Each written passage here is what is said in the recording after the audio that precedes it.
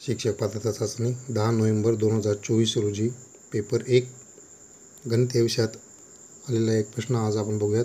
प्रश्न क्रमांक 91. एका कोणाचा कोटिकोन 35 अंश मापाचा आहे तर त्याच्या पूरक कोनाचे माप किती? सर्वप्रथम कोटिकोन म्हणजे काय आपण ते समजून घेऊ. कोटिकोन म्हणजे काय, जर जेव्हा दोन कोनांच्या मापांची बेरीज 90 अंश असते तेव्हा ते दोन कोन एकमेकांचे कोटिकोन असतात. कोटिकोन बरोबर, समजा तो जो कोन आहे तो आपण x अंश मानू. x अंश अधिक त्याचा जो दुसरा कोटिकोन होईल तो y अंश असेल, बरोबर 90 अंश.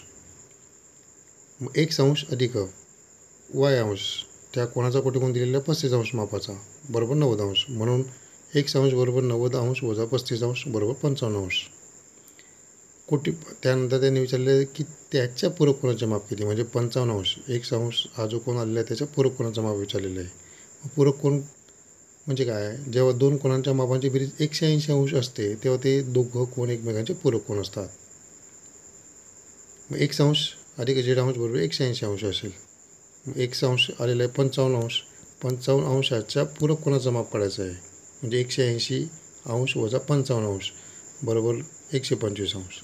या प्रश्नाचं योग्य उत्तर आहे 125 अंश. पर्याय क्रमांक 4.